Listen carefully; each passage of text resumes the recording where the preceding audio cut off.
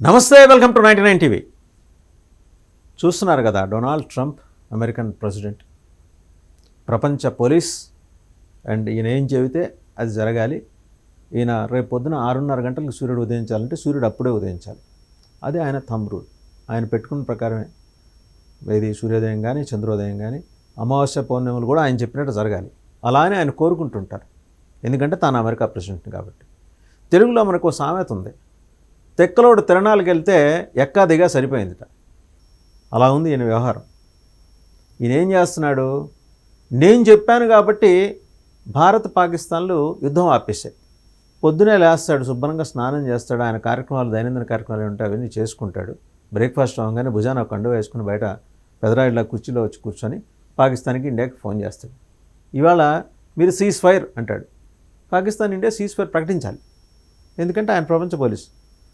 లేకపోతే అదేంటి మాస్టారు అలా ఎలా చెప్పేస్తారు, మా బాధ మాది కదా అని భారత ప్రధానమంత్రి లేకపోతే భారతదేశం నుంచి ఇంకెవరన్నా మాట్లాడాలన్నా, పెద్దవాళ్ళు మాట్లాడినా నేను చెప్తున్నా అది జరగాలి.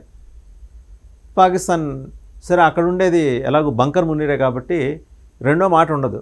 అలాగే సార్ అంటాడు. నేను చెప్పిన ఓకే సార్, అలాగే సార్, తప్పనిసరిగా సార్, తమ ఇన్స్ట్రక్షన్స్ క్లియర్ సార్, ఎంబడే సీజ్ ఫైర్. షహబాజ్ షరీఫ్ని అసలు ఈయన పట్టించుకోడు. ఎందుకంటే వీళ్ళ లెక్కలో ఆ బంకర్ మునీర్ ఒక్కడే ఆ దేశంలో పాకిస్తాన్ పిలువబడే ఒకనొక ఉగ్రమూకలు నివసించే ప్రాంతానికి బంకర్ మునీర్ ఒక్కడే పెద్ద దిక్కు. బంకర్ మునీర్ అనేవాడు అక్కడ ఆముదం చెట్టు. సో ఆముదం చెట్టుతో ఈయన చెబుతాడు కాల్పుల విరమణాన్ని. ఆయన విరమించేస్తున్నట్టుగా వాళ్ళ డీజీఎంఓకి చెప్తాడు. వాళ్ళ డీజీఎంఓ మన డీజీఎంఓకి ఫోన్ చేస్తాడు. తర్వాత ఏం చెప్తాడు, నేను చెప్పబట్టి వాళ్ళు కాల్పుల విరమణ, ప్రపంచానికి శాంతి దూతను నేనే అని. ఈ విషయం చెబితే కేఏ పాల్ గారికి కొంత కోపం వస్తుంది. ఎందుకంటే అసలు ప్రపంచంలో జీసస్ క్రైస్ట్ తర్వాత అంతకన్నా పెద్ద శాంతి దూతను నేనని కేఏ పాల్ గారు చెప్పుకుంటూ తిరుగుతుంటారు. సో కేఏ పాల్ గారికి ఈ మాట నచ్చదు. ఇదేంటి, నేను ఉండగా ఇంకో శాంతి దూత ఎట్లా ఉంటాడని చెప్పేసి. సరే, కేఏ పాల్ గారి విషయం పక్కన పెడితే ట్రంప్ గారు ఏమనుకున్నారు, భారత్ పాకిస్తాన్లు ఎట్టగా కాల్పుల విరమణకి అంగీకరించి ఎలాగో ఆర్థికపరమైన ఆంక్షలు విధించబోతున్నాం, వాణిజ్యపరమైన ఆంక్షలు విధించబోతున్నాం అనగానే మూసుకొని ఎలాగ కాల్పుల విరమణకి అంగీకరించాయో ఇరాన్, ఇజ్రాయెల్ కూడా అలాగే చేస్తాయని అనుకున్నాడు. అక్కడ ఉన్నది రెండు దేశాలు కూడా రెట్టమొత్తం దేశాలే. ఇరాన్ తక్కువ దేశమా అండి, 92 మిలియన్ పాపులేషన్ ఉన్న దేశం. అండ్ సైంటిఫిక్గా వెరీ రిచ్, టెక్నాలజీ కానీ సైన్స్ కానీ అద్భుతమైన శాస్త్ర సాంకేతిక నైపుణ్యాలు ఉన్న సైంటిస్టులు, గొప్ప గొప్ప సైంటిస్టులు ఉన్నారు ఇరాన్లో. వాళ్ళ దురదృష్టం, మొన్న యుద్ధంలో 30 మంది టాప్ జనరల్స్ ఖొమైనీ గారికి నేరుగా ఇంటరాక్షన్లో ఉండే అయతుల్లా ఖొమైనీ గారు, ఇరాన్ సుప్రీం, ఆయన ఇరాన్ రెజిమ్కి సుప్రీం కమాండర్, ఆయనకి లాయలిస్టులైన, అత్యంత లాయలిస్టులైన 30 మంది top commanders, first, second and third లేయర్స్లో వాళ్ళందరినీ ఇజ్రాయెల్ లేపేసింది. సరే, యుద్ధం 12 రోజులు జరిగింది. 13వ రోజు ట్రంప్ గారు మళ్ళీ యథావిధిగా ఉదయమే లేచి, పెందలకడ లేచి, శుభ్రంగా తల స్నానం ఆచరించి వచ్చి కుర్చీలో కూర్చొని, అదే ఆయన ప్రెసిడెన్షియల్ చైర్లో కూర్చొని కాలు మీద కాలు వేసుకొని ఒక కండువ వేసుకొని మళ్ళీ ఇరాన్కి, ఇజ్రాయెల్కి ఫోన్ చేశాడు. చేసి ఇట్లా యుద్ధం ముగిసిపోయింది అన్నాడు. యుద్ధం ఎవరి యుద్ధం ఎవరితో ముగిసిపోయింది, అది ఈయన కాదు కదా చెప్పాల్సిన, వాళ్ళిద్దరూ తెలుసుకోవాలి. ఈయన థర్డ్ పార్టీ, కానీ ఈయన ప్రపంచ పోలీస్. మొత్తం అందరికీ అన్ని రాష్ట్రాలకి డీజీపీలు ఉంటే ఈయన డీజీపీలకే పిత, మహా డీజీపీ అనమాట.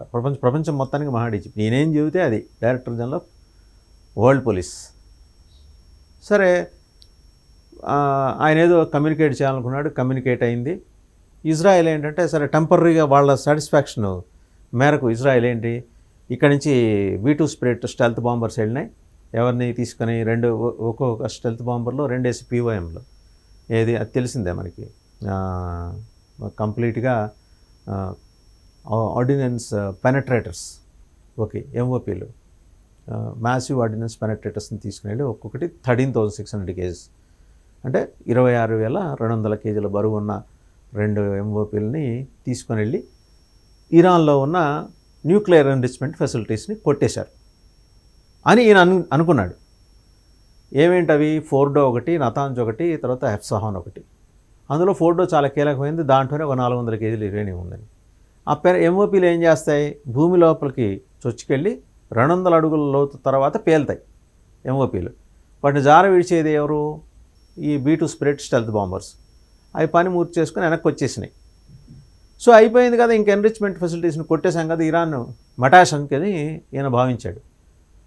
ఇజ్రాయెల్ అలా భావించలేదు. ఇజ్రాయెల్ కొంత ఏంటో వాళ్ళు బుర్రబెట్టి ఆలోచిస్తారు, మొస్సాద్ ఉంది వాళ్ళ దగ్గర.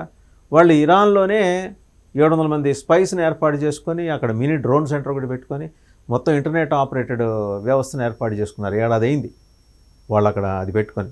మొన్న తేలింది ఆ విషయం. ఏది టాప్ జనరల్ చనిపోయిన తర్వాత కానీ, అంతే గుర్తిగా క్షౌరమైన తర్వాత కానీ వివరం తెలియదు అన్నట్టు ఇరాన్కి ఆ తర్వాత తెలిసి ఇప్పుడు 700 మందిని అరెస్ట్ చేసిన, అందులో 3 ఉరి తీశారు. ఇంకా 697 మందిని కూడా తీసేస్తారు వాళ్ళు, ఎందుకంటే అది ఇస్లామిక్ ఫండమెంటలిస్టిక్ రెజీమ్ కాబట్టి. సరే, ఇంతకీ ఈయన బాధల్లో ఏంటంటే Iran supreme leader Ayatollah Khomeini గారు మేము గెలిచామని చెప్పుకోవడం అనేది ఈయనకు బాధ కలిగించింది. అటు ఇజ్రాయెల్ చెప్పుకుంది, విక్టరీ జరుపుకుంటున్నామని ఇజ్రాయెల్ అంటుంది, ఇరాన్ అంటుంది. ఈయనకు అర్థం కానిది ఏంటంటే అసలు కాల్పుల విరమణ నేను కదా ప్రతిపాదించింది, మీరిద్దరు ఎట్లా చప్పట్లు కొట్టేసుకుని యుద్ధంలో ఎవరికి వాళ్ళు యుద్ధాలు ఎలా గెలిచేస్తారు, మరి ఓడిపోయింది ఎవరు అని ఈయన సందేహం. అట్టా ఆయన ప్లాన్ తిరగొట్టింది. సరే, ఓడిపోయింది ఎవరంటే ఎవరుంటారు, ఇంకా ప్రెసిడెంట్ ట్రంప్ గారు ఓడిపోయారు.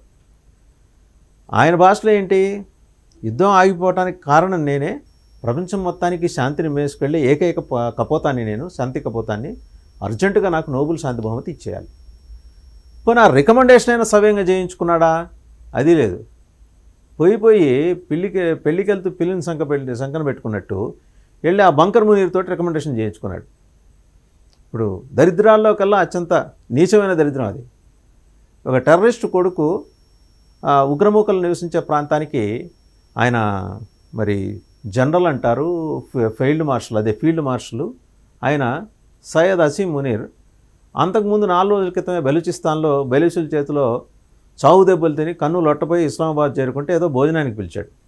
పిలిచినోడిని ఒట్టి చేతితో పంపడం ట్రంప్ గారి సంప్రదాయంలో లేదు కాబట్టి ఆయన ఏం చేశారంటే ఒక 1116 పాకిస్తాన్ రూపాయలు ఇచ్చి కాస్త చిల్లర పైసలు 2 అరటిపళ్ళు తాంబూలం ఇచ్చి పంపించాడు. మరి వెళ్ళేప్పటికి చాలా లేట్ అవుతుందేమో, మళ్ళీ వెళ్ళగానే కొద్దిగా 2 జతల కొత్త బట్టలు కూడా కొనిచ్చి పంపించారు. పంపించే ముందర ఏంటి ఆయనతో చేసుకున్న ఒప్పందం, you propose my name for Nobel peace prize. మహాప్రభు అంతకన్నా భాగ్యం అన్న ఉందా, మీలాంటి వారికి కాకపోతే నేను ఎవరికి చేయగలను, ఇంతకన్నా గొప్పగా శాంతి ప్రవచనాలు చెప్పేవాళ్ళు ఎవరున్నారు అని చెప్పేసి ఆయన కూడా సంతకం పెట్టేసి ఆ రికమెండేషన్ లెటర్ మీద సంతకం పెట్టి నింపాదిగా ఇస్లామాబాద్ చేరుకున్నాడు. చేరుకున్న తర్వాత అక్కడ సిచ్యుయేషన్ ఏంది, ఇరాన్కి సంఘీభావం తెలుపుతూ పాకిస్తాన్ విదేశాంగ మంత్రిత్వ శాఖ ఇరాన్ మరి 6 ఎయిర్పోర్ట్లు ధ్వంసమైనాయి, 200 పైగా ప్రాణాలు పోయినాయి, బోడంత ఆస్తుల నష్టం, అండ్ న్యూక్లియర్ ఎన్రిచ్మెంట్ ఫెసిలిటీస్ అన్నీ ధ్వంసమైన 3 నతాన్స్, ఫోర్డో అండ్ ఎప్సహాన్. ఇవన్నీ అయిన తర్వాత మరి ఇరాన్కి సాటి ఇస్లామిక్ దేశానికి మనం సంఘీభావం తెలపాలి కదా, మరి తెలపకపోతే ఎట్లాగని చెప్పేసి ఈయన చెప్పకుండానే వాళ్ళు సంఘీభావం ప్రకటించేశారు. ప్రకటించేసరికి ఈయన దిగగానే ఎయిర్పోర్ట్లో ట్రంప్ గారి ఫోన్ కాల్, ఏమయ్యా బుద్ధుందా పెద్ద మనిషి, నువ్వు నాకేమో రికమెండేషన్ లెటర్ ఇచ్చేసి ఇక్కడ నోబెల్ శాంతి బహుమతికి నా పేరు ప్రతిపాదించేసి రికమెండేషన్ లెటర్ ఒకటి ఇచ్చేసి తీరా మోసి అక్కడికి నువ్వు వెళ్ళే లోపలే వాళ్ళకి ఇన్స్ట్రక్షన్స్ ఇస్తావా ఇరాన్కి సపోర్ట్ చేయమని, ఏమన్నా బుద్ధి జ్ఞానం ఉందా అని చెప్పి గట్టిగా అడిగేశాడు. అసలు పాకిస్తాన్ విదేశాంగ మంత్రిత్వ శాఖ ఇరాన్కి సపోర్ట్ ఇచ్చిన విషయం పాపం ఫ్లైట్ దిగాక మునీర్ గారికి తెలియదు, ఆయనకు చాలా తెలియవు. అందులో ఆ తెలియని విషయాలు ఇది కూడా ఒకటి అనమాట. మునీర్ గారేమో బిత్తరపోయారు, అయ్యగారు నేను మాట్లాడతాను మా వాళ్ళతోటి, మా షహబాజ్ షరీఫ్ ఆయన జనరల్గా రావులపిండి మిలిటరీ హాస్పిటల్లో హెమరాయిడ్స్కి ఇది ట్రీట్మెంట్ తీసుకుంటూ ఉంటారు, మాకు అవసరమైనప్పుడు ఆయనకి బట్టలు వేయించి తీసుకొచ్చి మేము చెప్పినవి ఆయన చేత చెప్పించుకుంటుంటాం, పరస్పరం అవార్డులు అందజేసుకుంటాం, మీరు గొప్ప అంటే మీరు గొప్ప అనిపించుకుంటుంటాం, ఫంక్షన్లు చేసుకుంటాం, ఆయన పిలిపించి మాట్లాడతాను అని వెళ్ళిన తర్వాత షహబాజ్ షరీఫ్ గారిని పిలిపించారు, డిఫెన్స్ మినిస్టర్ గారిని కూడా పిలిపించారు. ఏమైనా నేను దేశంలో లేను కదా, అదే వాళ్ళు ఆయన దేశం అనుకుంటాడు పాకిస్తాన్, మన ఈ టెర్రర్ క్యాంపులో నేను లేను కదా, నేనేదో అమెరికా వెళ్ళినప్పుడు మీ మానాన్ని మీరు ఎట్టిచ్చేస్తారు ఇరాన్కి సపోర్టు, సంఘీభావం ఎలా ప్రకటిస్తారో, వాళ్ళు నష్టపోతే వాళ్ళ పక్షాన్ని మేము ఉన్నా అన్నట్టు చెప్తారు, పైగా ఇజ్రాయెల్ టెర్రరిస్ట్ దేశం అనేది మీరు ఎలా అంటారు అంటే, అదేంటంటే అనాల్సింది ఏదైనా ఉంటే నేను కదా అనాల్సింది మీరెవరని. షహబాజ్ షరీఫ్గా జ్ఞానోదయం అయింది, అయ్యా మీరే అనాలి, కానీ తప్పనిసరి పరిస్థితుల్లో సాటి ఇస్లామిక్ నేషన్ కదా అని చెప్పేసి మేము ఇదే కాకుండా మన దగ్గర అడుగు పొడుగు ఉన్న ఆ న్యూక్లియర్ వెపన్స్ మనం వాళ్ళకి పంపిద్దాం అనుకున్నాం, అది కూడా వాళ్ళకి తెలియజేసాం, చేస్తున్నాం కూడా అని చెప్పారట. ఆయనకి అరికాల మంట ఎత్తికెక్కింది బంకర్ మునీర్కి. ఇది కరెక్ట్ కాదు కదా, నేను లేనప్పుడు ఎట్టా మీరు నిర్ణయాలు తీసేసుకుంటారు, అంత పెద్ద మనిషి చేత నేను మాట్లాడాల్సి వచ్చింది, పైగా ఆయన నాకు వచ్చేప్పుడు 2 జతలు బట్టలు పెట్టాడు, 1116 పాకిస్తాన్ రూపాయలు కూడా ఇచ్చాడు, జేబులో పెట్టుకుని వచ్చాను, ఏదో సాదర ఖర్చులకు ఉంటాయి కదా అని, పొద్దున ఒక నెలపాటు బ్రేక్ఫాస్ట్కి పనికి వస్తాయి కదా అని, మరి అలాంటిది మీ అంతటా మీరు ఎట్టా చెప్పేస్తారు అని. సో ఆలోల్లి తర్వాత వివరణ ఇచ్చుకున్నాడు ఆయనకి ఫోన్ చేసి, మీరు అలాంటివే మనసులో పెట్టించుకోకండి, ఇక్కడ నేనే సుప్రీము పాకిస్తాన్కి, సయ్యద్ అసీం మునీర్ అనబడే నేనే, బంకర్ మునీర్ ఫీల్డ్ మార్షల్, నన్ను ఫీల్డ్ మార్షల్ కూడా అంటుంటారు, నేనే సుప్రీం కాబట్టి నేను మీకు సంఘీభావం ప్రకటిస్తున్నాను. కానీ ఆయన బాధ ఏంటంటే షహబాజ్ షరీఫ్ ఎలాంటి అనారోగ్యంతో ఎలాంటి ట్రీట్మెంట్ తీసుకున్నారో అలాంటి బాధ ఈయనకు కూడా ఉంది, కానీ బయటికి చెప్పుకోలేడు ఈయన.